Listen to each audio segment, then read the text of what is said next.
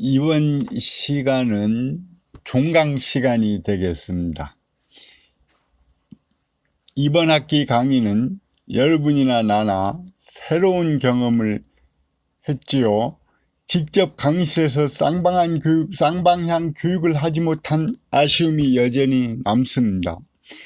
그럼에도 나름대로는 재미있고 쉽게 강의한다고 했는데 여러분들은 어떻게 공부했는지 모르겠습니다. 그 결과는 기말고사가 말해주겠지요. 여러분 모두 좋은 성적을 낼 거라고 믿겠습니다. 오늘은 종강일이기 때문에 지난 한 학기 강의를 요약 정리해보고 평소에 젊은이들에게 하고 싶은 말을 간단히 하는 것으로 진행하겠습니다. 이 강의 목적은 군인에게 필요한 법 소양과 지식을 함양시키는 데 있었습니다. 군사과 학생이든 다른 과 학생이든 군인이 되어 군대 생활을 하는데 필요한 법들을 공부한 것이지요. 잠시 복기해 보죠. 군사법도 우리 법의 일부이기 때문에 처음 1, 2주에는 법학 기초에 대해서 공부하였습니다. 법은 여러 사회규범 중에 하나인데 다른 사회규범과 다른 점은 국가에 의해서 강행되는 규범이라는 것이죠.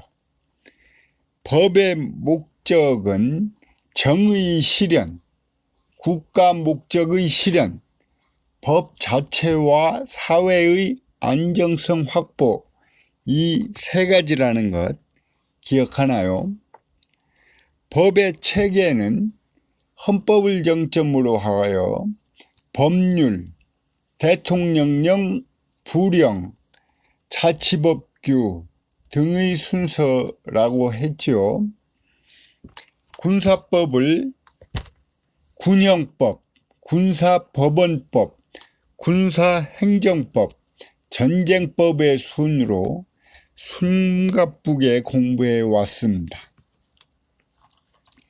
군형법은 군의 조직과 질서 및 그 통제력을 보호하고자 이를 침해하는 행위에 대한 일정한 제재를 가하는 법입니다. 형법의 특별법이죠. 군무이탈죄, 항명죄 등 일반 형법에서 규정하지 않은 범죄 유형을 규정하고 있고 일반 형법보다 엄중한 처벌을 규정하고 있지요. 군사법원법은 군 형사소송에 관한 절차를 규정하고 있는 법입니다. 군형법이 실체법이고 군사소송법은 그 절차법이지요.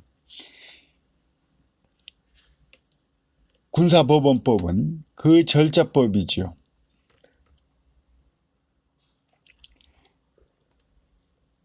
군사법원법이 일반 형사소송법과 다른 점은 무엇이던가요?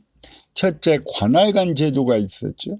군사법원이 설치된 부대의 장에게 재판관을 지정하고 소속 군검사를 지휘감독하고 판결 내용을 감경할 수 있는 권한을 준 것입니다.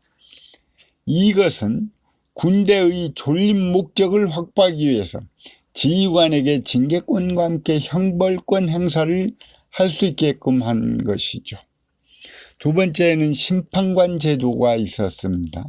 재판관은 군 판사 이외에 심판관을 포함해서 구성을 합니다. 심판관은 법에 대한 소양이 있는 등 일정한 자격이 있는 장교 중에서 관할관이 임명하는 것이고 장교의 정의관을 재판에 관여시킴으로써 군의 실정이나 군사작전 체계에 부합되는 재판을 도모하기 위한 것이죠. 그러나 이 심판관 제도는 지금 거의 사실상 폐지되는 그런 단계에 있는 것이죠. 세 번째는 우리나라의 재판은 3심제가 원칙인데 비상계엄 하에서는 단신제를 할 수 있는 규정이 헌법에 있지요. 군사행정법이란 단일 법전이 있는 것은 아닙니다. 군사행정법은 군의 군사행정에 관한 전반을 다루는 법들입니다. 행정을 하려면 조직을 갖춰야 되고 또 그 조직원들이 행위를 해야 되고 하는 것이죠. 그래서 행정 조직에 관한 법들, 행정 작용에 관한 법들을 공부한 것이죠. 그리고 군 징계가 일반 징계와 다른 점, 일반 공무원의 징계와 다른 점 등을 공부를 했고 행정 구제에 관해서도 공부를 했습니다. 군사행정법이 일반 행정법과 다른 점은 무엇일까요? 일단 국민의 기본권도 국방 안전이 달성이 되어야 누릴 수 있는 것이기 때문에 군사행정 분야에서는 비교적 광범위하게 자유재량이 인정되고 있다는 자유재량성이고요. 두 번째는 획일평등성이죠. 사법이 사적자치 원칙에 의해서 당사자 의사를 존중하는 데 반해서 행정법은 획일평등하게 규율을 합니다.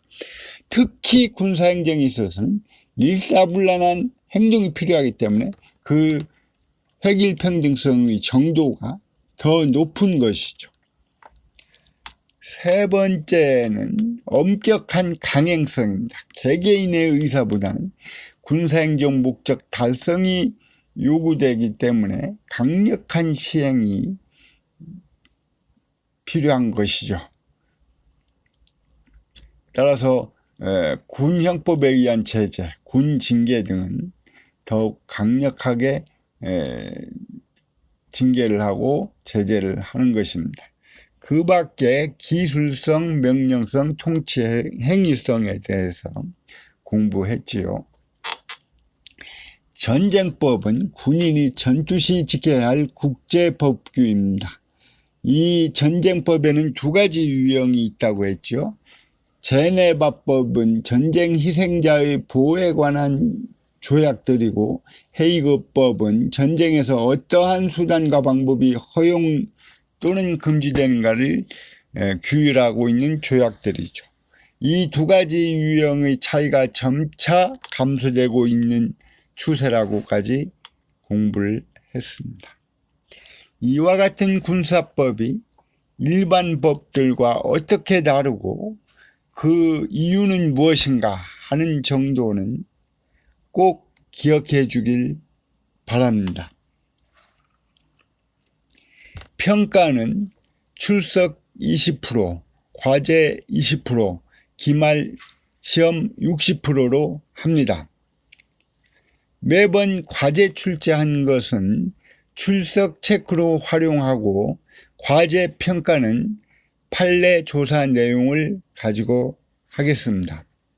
기말 시험은 6월 19일 9시부터 사이버 교육 시스템 개인 과제란을 통해서 합니다.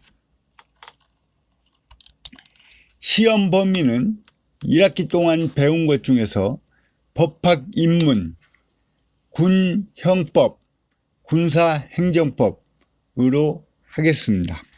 그래도 범위가 너무 넓죠. 기출문제를 참고하면 도움이 되겠습니다. 작년도 기출문제는 사이버 교육 시스템 자유 게시판에 올려놓겠습니다. 시험 문제 형식은 괄호 넣기 4문제, 서술형 2문제로 출제합니다. 서술형의 경우 개조식, 즉 중요한 요점이나 단원을 나열하는 방식이 아닌 완전한 문장을 갖추어야 하며 서론, 본론, 결론의 형식을 갖추는 게 좋습니다. 이는 여러분들이 앞으로 공부를 계속하든지 사회에서 문서를 작성할 때에도 필요하기 때문입니다. 특히 다음 사항을 유의하기 바랍니다. 채점 시 다음 경우에는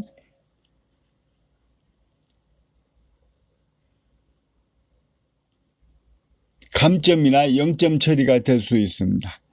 즉 다른 사람 답안지와 연속해서 3개 이상의 문장이 같을 경우에는 0점 처리하겠습니다. 그리고 시험 기간 후에 답안 제출 시에는 감점 처리하겠습니다. 여러분 장래의 희망이 무언가요? 진로를 선택할 때 어떤 기준에서 하나요?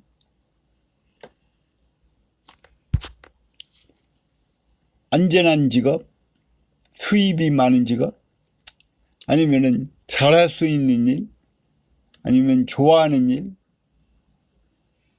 어떤 선택을 하나요? 자기가 좋아하는 일을 하라 하는 이야기를 해주고 싶습니다. 물론 잘하고 좋아하는 일이면 더더욱 좋겠지만 잘할 수 있는 일을 하는 것보다는 좋아하는 일을 하는 것이 보다 더 행복할 수 있다. 물론 성취욕이 강한 사람의 경우에는 잘하는 일을 선택을 하는 것도 괜찮습니다. 그리고 여러분들은 젊잖아요. 젊으니까 과감히 도전을 하라는 이야기를 하고 싶습니다. 맨 땅에 헤딩을 하더라도 필요하면 하라는 것이죠. 그리고 그 결과가 실패를 하더라도 두려워하지 말라 하는 이야기를 하고 싶습니다. 끝으로 주변 사람들에게 잘하라 하는 말을 해주고 싶어요. 여러분 주변을 둘러보세요. 누가 있나요? 친구가 있죠. 가족이 있죠. 주변 사람들에게 잘하는 것이 여러분의 자산이 됩니다. 내가 현직에 있을 때 사장님께서 하시는 말씀이 매일 아침 출근해서 아는 사람 한두 사람에게 꼭 안부 전화를 드리고 업무에 시작을 하라 하는 이야기를 한 것이 아직도 기억에 남습니다. 그리고 은퇴 후 집에서 놀고 있는데 자기를 신뢰했던 선배가 불러서 큰 회사의 CEO로 근무하게 된 친구도 보았어요. 하여튼 주변 사람들에게 잘하는 것이 여러분들의 자산이 된다는 것을 기억해 두기 바랍니다.